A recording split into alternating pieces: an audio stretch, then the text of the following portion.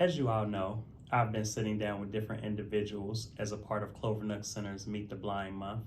And today we're sitting down with another individual. Would you like to give us your name and your job title? My name is Lisa Hall, and I'm a Braille Proofreader. Okay, so as a part of being a Braille Proofreader, would you like to give us your day-to-day duties at Clovernook Center? Sure, my day-to-day duty is to proofread any book or magazine that are in production and making sure that it's accurate.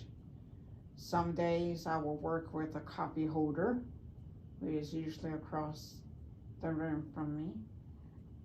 They read from the print and I read from the Braille. And I will make necessary marks if I have to. And then once it's proofread, it goes to the transcriber to make the correction, and then it goes to another proofreader that will read second. And this is a function that I've been doing since March 2020 from March 2021 from home on seconds, but I've been doing a lot of first reading from home since April 2020. So as I understand, you have been working from home due to COVID-19. That's correct. How has that changed, day to day, for you, instead of, getting up and actually coming? Is it better? Is it worse? How do you feel with working from home every day? Working from home is a bit different. You're by yourself a lot, which is fine. I like the fact that not having to get out when it's real hot or real cold, which is a big plus. Yeah. Don't have to travel in the rain. That's the beauty about that. And during COVID, I had to get myself a new hearing aid, and now it's all Bluetooth, and it connects to my iPhone.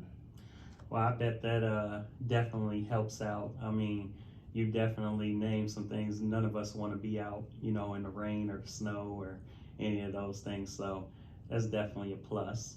The next thing that I would like to ask you about is, I'd like to, for you to touch on your story a little bit. Sure. Were you born blind, or were you born visually impaired? I was born totally blind. I have retrolental fibroplasia, which is RLF.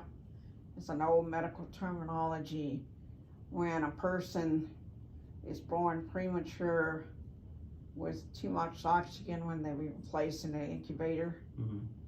And that caused the blindness at birth.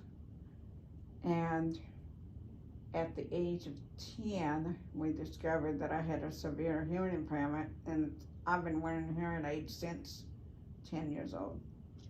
Wow. I love the fact that despite being totally blind and despite having an impairment with hearing, that you don't let that stop you. I see you doing a lot of things, especially on social media. I see you commenting and doing things like that. I see that you're active in a lot of different activities for the blind and things like that. So that's excellent that you don't allow those things to stop you. I would like to know if there is one thing, just one thing at all, that you would like the world to know about those who are blind and visually impaired. What would you tell? Blindness does not stop you. Having a positive attitude is the key. Being around other blind people with positive attitude is a big plus. And I am a bookworm. Okay. What kind of books do you like to read? I read a variety of things, both fiction and nonfiction. Okay. Both from National Library Service for the Blind and Print Disabled, and from Audible. And I also use the several other apps on my iPhone, such as the Kindle, the Audible, and the iBook, and the Nook apps. Okay, so is Audible, that's Amazon Audible? Yes, they're Okay. all owned by Amazon. Right, and that is where an you audio- can listen, yeah, audiobook. Okay. It's a mainstream product, so it's available to anyone who can pay a subscription. Mm-hmm. Usually there's different levels of subscription, and I've been a member of Audible since 1998.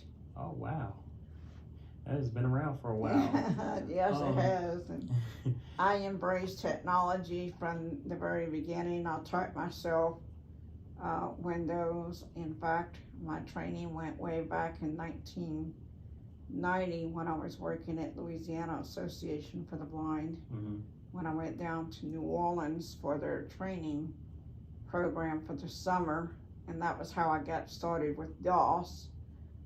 And then when I moved to Texas after getting additional training in Louisiana and Ruston, I learned Windows through a friend of mine, and I taught him DOS, so I got him up to speed on that one.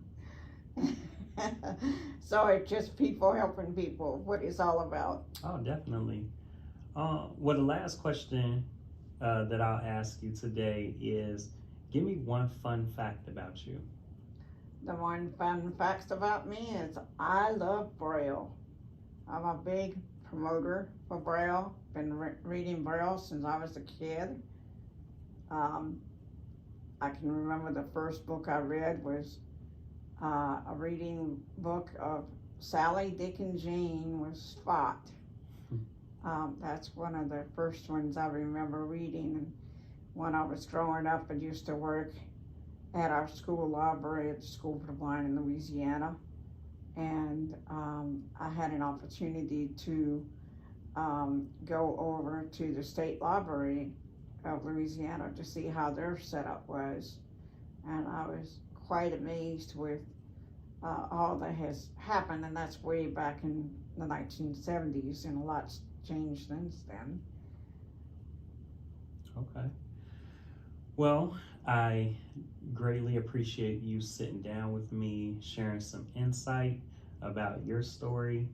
As you all know, I've been sitting down, conducting interviews all month long, just gaining insight on individuals who are blind, listening to their stories, and hopefully you can resonate with them and can learn a little bit more about everyone that is involved. Thank you. I will be seeing you all soon. Thank you.